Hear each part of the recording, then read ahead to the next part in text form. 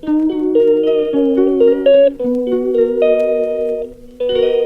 Morning বন্ধুরা, welcome back to my channel. কেমন আছো তোমরা সবাই?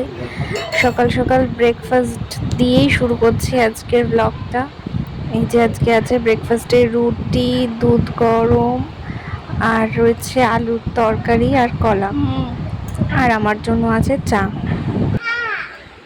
কি হলো?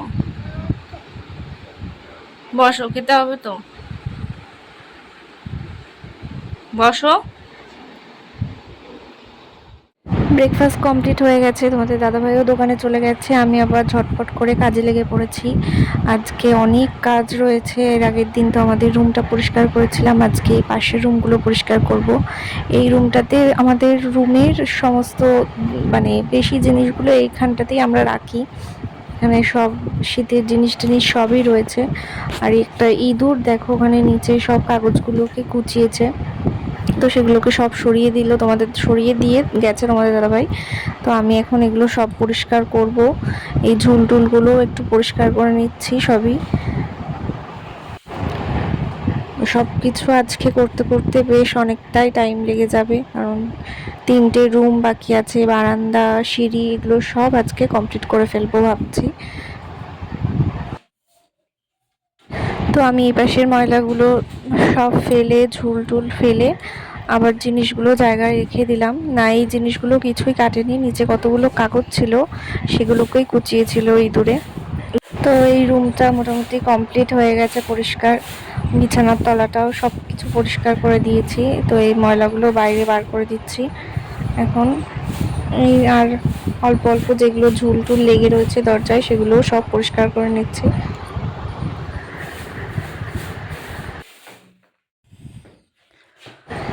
তো এই যে দেখো সব কমপ্লিট হয়ে গেছে, শুধু এই বিছানায় যে পাতা ছিল, বেড কভারটা, আর আমার একটা দুটো শাড়ি আছে, এগুলোই সব আবার পরিষ্কার করতে হবে, এগুলো কাচতে হবে। এদিকের আরেকটা রুমও পরিষ্কার করে এবার চলে আসলাম বারান্দাটা পরিষ্কার করতে।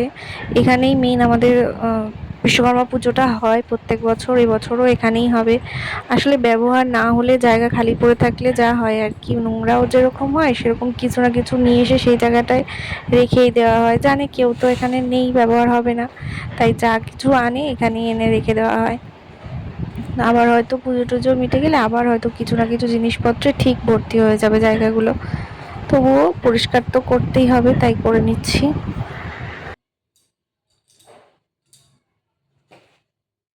এই যে এইদিকে এই রুমটা আগেই পরিষ্কার করা হয়ে গেছে। এই রুমটাতে থাকে মেন হচ্ছে দাদার কাঠের কাজের জিনিসপত্র, সব কাঠ টাঠ এনে রাখা থাকে। বক্স জানলা দুটো পরিষ্কার করা হয়ে গেছে। মানে সব কিছু একদম ভীষণ ময়লা হয়েছিল, সবই পরিষ্কার হয়ে গেছে মোটামুটি। আর আমার দুষ্টু বুড়ি দেখো কি করছে। আমি কাজ টাজ করতে এলে ওর কষ্ট হয়ে যায় একা একা থাকতে, কেউ নেই তার উপরে বাড়িতে, সবাই যে যার কাজে রয়েছে। ওর ঠাম্মিও রান্না করছে, তো ওর কষ্ট হয়ে যাচ্ছে, একা একা রয়েছে। আর একা একা তো টিভিও দেখবে না, বসবেও না কোথাও, মানে আমি যেখানে থাকবো সেখানে পিছন পিছন চলে আসবে।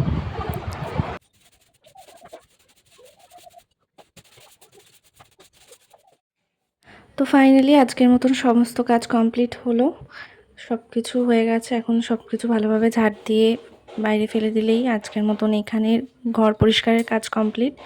এরপর বাইরে গিয়ে হিয়াকে স্নান করাতে হবে, আমারও স্নান করতে হবে। গাটা তো ভীষণ ময়লা হয়ে গেছে।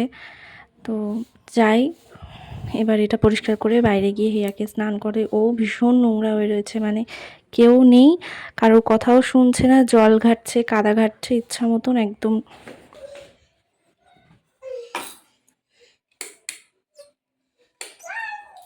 দেখি তোর মুখটা একটু দেখা, দেখো ওর মুখটার অবস্থা। হাত দুটো দেখা, হাত দুটো।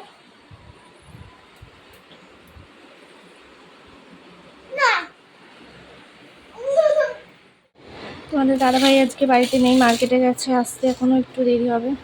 আমি বসলাম লাঞ্চ করতে, আজকে একা একাই আমি। খাওয়া দাওয়া সবই নিয়ে এসে রেখেছি তোমাদের দাদাভাইটাও এই ঘরে। ফাইনালি হিয়া ঘুমালো, এখন 3টের বেশি বাজে।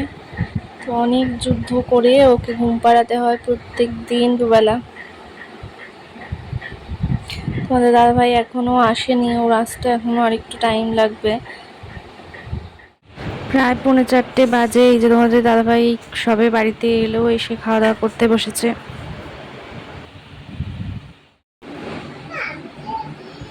ঘুম তো আজকে কারোরই হয়নি। এই যে ইনি এসছে 3:30-এর পরে বাড়িতে, আর ইনি তো 3টের সময় ঘুমিয়ে 4:45-এর সময় উঠে গেছে ঘুম থেকে। এত এখন লেবু খাওয়া হচ্ছে।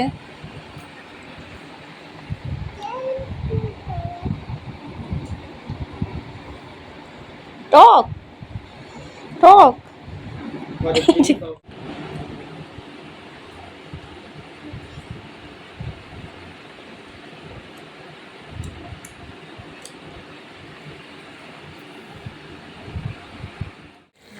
রাতের রান্না বসিয়ে দিলাম। রান্না বলতে এখন এই যে তরকারি তো সব আছেই, সেগুলো গরম করে নিচ্ছি আর ভাত করব।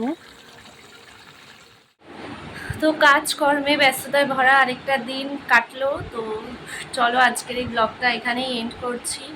সবাই ভালো থেকো আর আমাদের ভিডিওটা লাইক করে দিও আর আমাদের চ্যানেলটা সাবস্ক্রাইব করে দিও। তো সবাইকে টাটা, গুড নাইট।